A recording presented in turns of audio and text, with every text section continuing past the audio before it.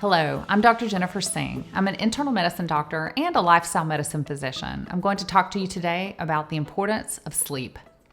Sleep is one of my favorite topics, although many of us do not place it as a high priority. Sleep is critical to human life and well-being. It grants your body the time it needs to restore and repair itself, both physically in your cells and mentally in your brain and your thinking.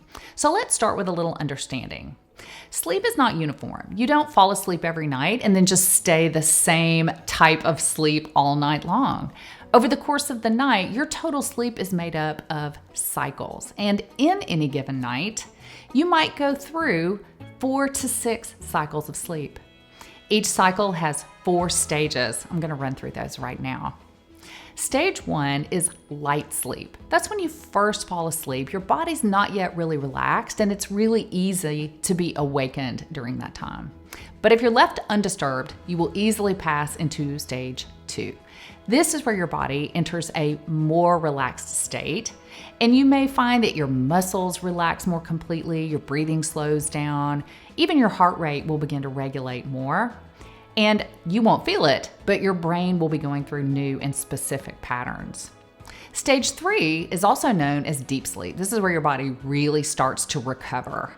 And then you enter stage 4. This is one you may have heard of. It's called REM or REM sleep. This is where your brain activity changes, and having REM sleep that is quality every night is very important to your daytime thinking and cognitive function. So here's a question. How much sleep do you need? While everybody is different, healthy adults usually need at least 7 or more hours of sleep every night. Now, I know you may think you do fine on less than that, but let me tell you a little bit about some consequences of not getting enough sleep. Of course, babies, children, and teenagers need even more than that in order to grow and develop normally. But here are some signs that you might need to pay more attention to your sleep or even ask your provider to help you with your sleep. If you find yourself falling asleep every time you get still or quiet during the daytime, like when you sit down to watch TV, or maybe when you are the passenger in a car, or even during a meeting, these are signs that you might need to focus more on your sleep. Having to catch up with your sleep on the weekend is a red flag that you might need to focus more on quality sleep during the week. Here's another question. What are the consequences of poor sleep? Adults who have regularly interrupted or poor quality sleep can have some really significant health issues. And I find that my patients are frequently surprised to learn about some of this. Your brain might actually function at a slower level, and your reaction time can even be off during the daytime if you haven't had enough sleep. You may find that you don't feel like being as social or that you just want to be alone. You may even find that your emotions feel out of whack, like maybe you're irritable or cry easily. Bad sleep health is also associated with a higher risk of dementia onset and progression, and it can even affect your weight, your blood sugar, and your blood pressure. Poor sleep is related to heart disease, poor immune response, and even inflammation. My patients are always surprised to hear about these things. Here's another question. What else can you do to improve your sleep? We may not feel like we have much control over the stages or even the quality of our own sleep, but you can improve your sleep. Many of the things that I'm going to recommend may not sound very glamorous. Many of my patients tell me, oh, I've already tried all of that and it didn't work. But studies show that these things are very important to getting a good night's sleep. The best tip is to simply establish a regular, somewhat boring routine that includes the same bed and wake time every single day. Getting enough natural sunlight during the day is very important to triggering your body to go to sleep at night. And avoiding caffeine afternoon or later in the day, or even sometimes earlier in the day, can affect nighttime sleep. Ensure that your sleep space is comfortable. If you need to decrease the light or provide a fan or noisemaker for yourself to cover up ambient noise, that can sometimes help. Eating a large meal can be very stimulating for many people and affect sleep, as well as vigorous exercise right before sleep. And you may have heard by now that blue light or screens like televisions, computers, or your phone can affect your sleep. And believe me, I have heard everyone tell me, no way, Dr. Singh, that doesn't happen to me. My phone helps me go to sleep. But if you're having trouble sleeping, I challenge you to do a trial of no screens for at least 2 hours before bedtime and just see if it helps. Many people also tell me that worrying at night or even just having a busy brain keeps them awake at night.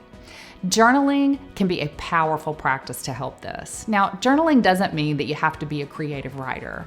Simply spend a few minutes before bedtime writing down everything that's in your mind, no matter how silly or small it might seem. Practicing a moment of gratitude right before bed too is an evidence-based practice that shows that experiencing gratitude can actually release happiness and relaxation hormones in your own brain.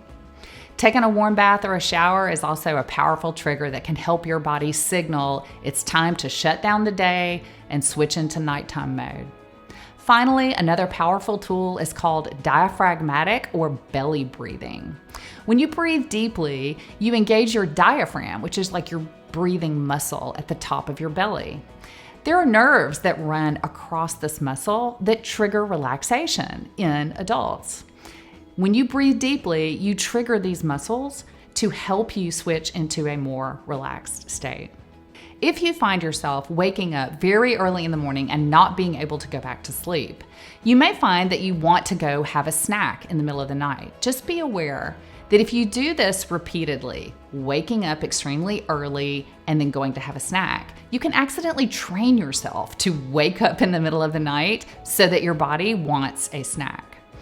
One way to help prevent this is at dinner the night before. Focus on a dinner of high-quality carbohydrates. This will help you stay full and prevent you from waking up in the middle of the night hungry, desiring a snack. Question: can we take a sleeping pill to get to the recommended 7 to 9 hours of quality sleep? Sleeping pills are generally not recommended for long-term use. Now, of course, this is a very personal decision to be made between you and your doctor. But sleeping pills often have side effects that are unwanted. Daytime drowsiness and even confusion can persist the following day for many people. Using lifestyle medicine techniques to improve sleep is safer and more likely to result in high-quality, natural, restful sleep.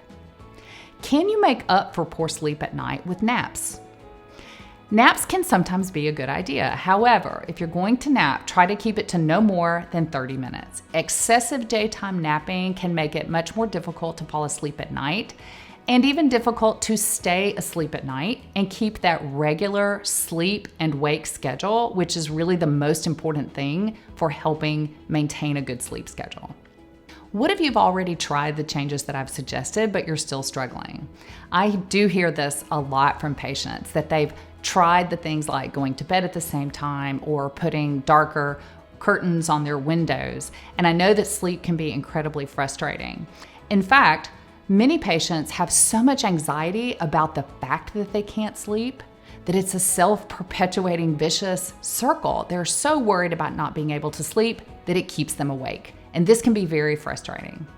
For patients who are unable to improve sleep on their own, your doctor or your healthcare team is well trained to help you with this. And you should definitely bring it up to them and tell them that you are having trouble sleeping.